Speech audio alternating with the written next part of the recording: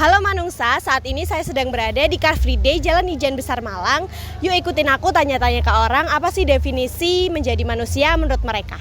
Saya Pasuruan Herman Haryanja, panggil Herman. Saya Presiden Indonesian Maritime Pilot Association.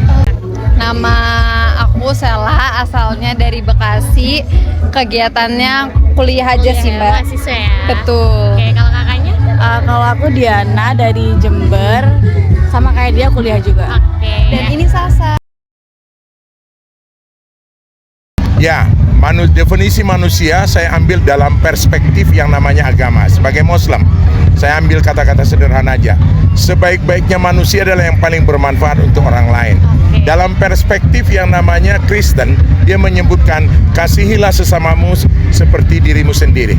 Dua makna di atas menentukan bahwa manusia itu harus punya manfaat untuk orang lain. Oke, berarti Ya. manusia harus punya berguna bagi orang lain. Berguna gitu, bagi Pak. orang lain. Kalau aku pribadi menjadi manusia, yang penting hidup aja sih, Mbak. Maksudnya kitanya ngejalanin tuh nikmati hidup dan bisa hidup gitu aja, Mbak. Oke, Yang penting kalau menurut enjoy kakak? aja. Kalau aku tuh kayak sesuatu atau seorang yang berguna bagi yang lain gitu loh, di satu lingkungan gitu. Banyak sekali, ya. Pertama, ketika saya menjadi direktur SDM, Ya. saya harus bisa memberikan inspirasi, motivasi untuk karyawan.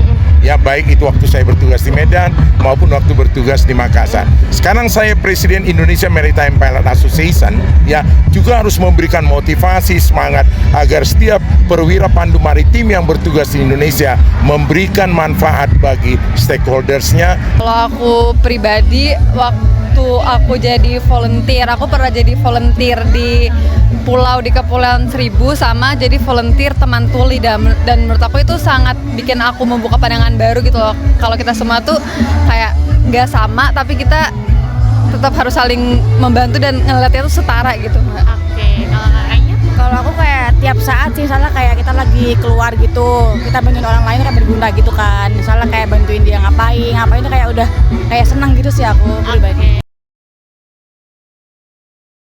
Pertama untuk generasi muda ya. Oke. Jadi ada dua namanya hard skill, soft skill. Iya. Kita selalu bangga dengan soft skill, apalagi misalnya Anda mahasiswa. Saya senang.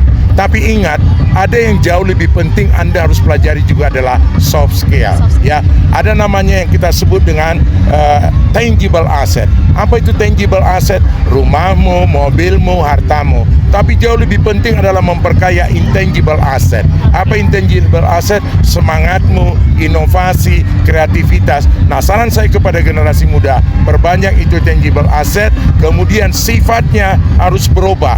Jangan sombong, melayani, ya, bermanfaat untuk orang lain.